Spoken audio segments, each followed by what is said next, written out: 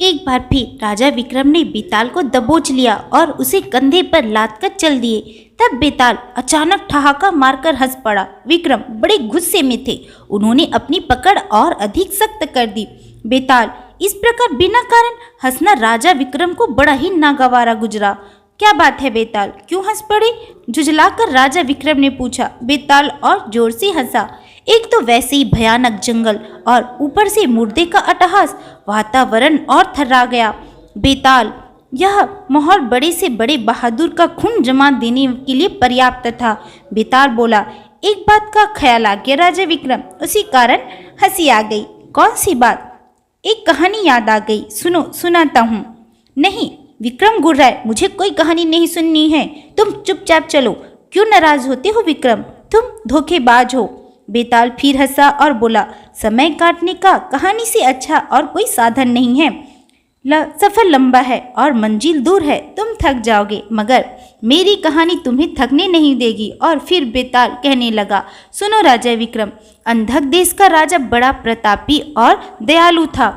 उसका राज्य दूर दूर तक फैला था। राजा स्वयं अपनी प्रजा के दुख सुनता और यथासंभव सहायता भी किया करता था। एक दिन राजा के दरबार में एक सेठ आया। उसके 3 लड़के भी थे, पर सब अंधे थे। वह राजा को प्रणाम कर एक ओर चुपचाप खड़े हो गए थे। राजन, मैं इस समय बहुत संकट में हूँ। आप कृपया मुझे 1000 स्वर्ण मुद्राएं ऋण में दें। मैं 6 माह बाद वापस कर दूंगा। सेठ ने कहा। ऐसी क्या आवश्यकता आ गई सेठ? राजन, मैं व्यापार के लिए विदेश जाऊंगा।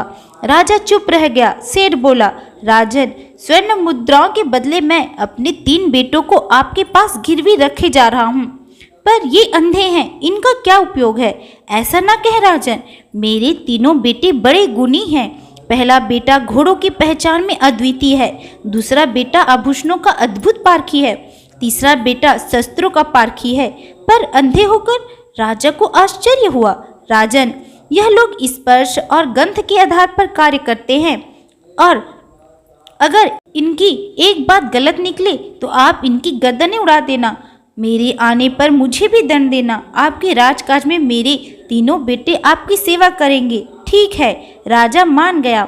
उसने सेठ की मांग पूरी कर दी। राजा ने तीनों लड़कों के खान पान तथा रहने की उचित व्यवस्था कर दी। राजा विक्रम, इस प्रकार कुछ समय बीत गया तो घोड़े का एक व्यापारी आया। उसने एक बड़ा सुंदर घोड़ा राजा को दिखलाया। वह घोड़ा देखकर राजा का मन ललचा गया और वह उसे खरीदने को तैयार हो गया। एकदम काबुली घोड़ा है नदाता, सौदागर बोला। बड़ी मेहनत से आपके पास लाया हूँ। सौदागर ने बड़ा ऊंचा दाम बतलाया, पर राजा खरीदने के लिए तैयार हो गए। फिर यकायक राजा ने हुक्म दिया, सेठ के बड़े पुत्र को बुला कर लाओ। तुरंत सेठ के पुत्र को पेश किया गया।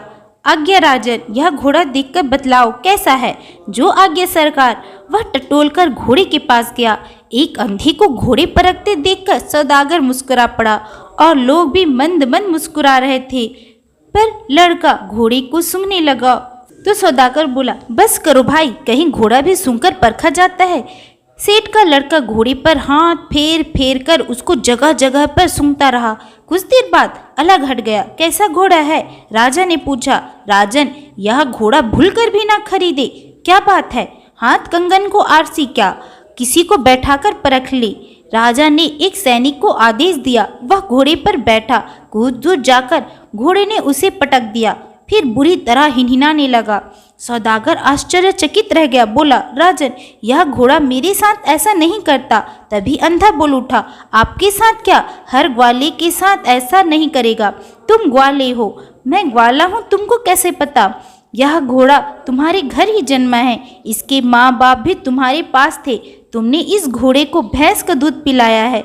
इसकी महक से मैं समझ गया। सौदागर चकित रह गया। सेठ के अंधे लड़के ने एकदम सच कहा। तुमने कैसे जाना? सूंघ कर। सौदागर हाथ जोड़कर चला गया। राजा सेठ के उस अंधे लड़के पर प्रसन्न हो गया। राजा ने आदेश दिया, इसकी खुराक दुगनी कर दी जाए। राजा ने सेठ की बात सच पाई। इस प्रकार हे राजा विक्रम, वह तीनों लड़के आनंद पूर्वक राजा के महल में रह रहे थे। एक दिन एक जौहरी आया। उसने नाना प्रकार के हीरे जवाहरात राजा को दिखलाने शुरू कर दिए।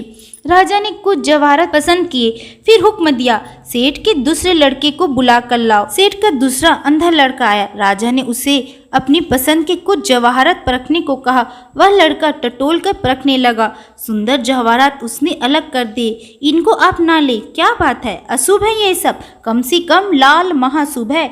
जिसके पास आता है उसके परिवार के एक सदस्य की मृत्यु हो जाती है। जौहरी इस बात को जानता है। उस अंधे लड़के की बात सुनकर जौहरी बुरी तरह घबरा गया। राजा ने पूछा, सच बोलो जौहरी, क्या यह सच्ची बात है? जौहरी हाथ जोड़कर बोला, हाँ महाराज, मुझे क्षमा करें। राजा ने जौहरी को क्षमा कर दिया। वह चला गया। राजा वैश्य के इस दूसरे बेटे पर भी प्रसन्न हुआ।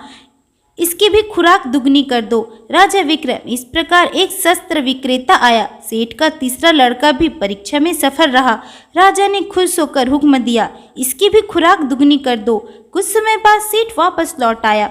उसने राजा का ऋण वापस कर दिया और अपने लड़कों को वापस ले जाने लगा। तब राजा बोला, तुम इन लड़कों के बाप हो, तुम्हारा क्या गुण है? मैं आदमी का पहचान कर सकता हूँ। हमारी पहचान क्या है? बोलो। आप नानबाई की औलाद है। सेठ बोला, मेरे लड़कों को कोई पुरस्कार देकर आपने हर बार उनकी खुराक बढ़ाई है। सुनते ही राजा आग बबूला हो गया। उसने सेठ और उसके बेटों को मरवा डाला। अब बोलो राजा विक्रम, राजा पाप का भागी बना या नहीं? विक्रम कुछ न बोला। जवाब दो विक्रम। बेताल बोला, इसमें राजा पाप का भागी नहीं बना। विक्रम बोले, खून का असर भला कहीं जा सकता है? सेठ को समझदारी से काम लेना था। अपने कारण वह बेटों समेत मौत की गोद में समा गया। बेताल ठहाका मारकर हंस पड़ा। वह बोला, तुम ठीक कहते हो राजा विक्रम। बेताल कंधे पर से उछालकर भागा। विक्रम तेजी से उसके पीछे दौड़े। बेताल भागा जा रहा था, विक्रम उसका पीछा कर रहे थे। तो आज की कहानी में बस इतना ही। अगर आप लोगों को मेरा ये वीडियो पसंद आए, लाइक सब्सक्राइब जरूर करें ताकि आप लोगों का सपोर्ट मुझे मिले। तो मिलते हैं अगले वीडियो में। Bye bye.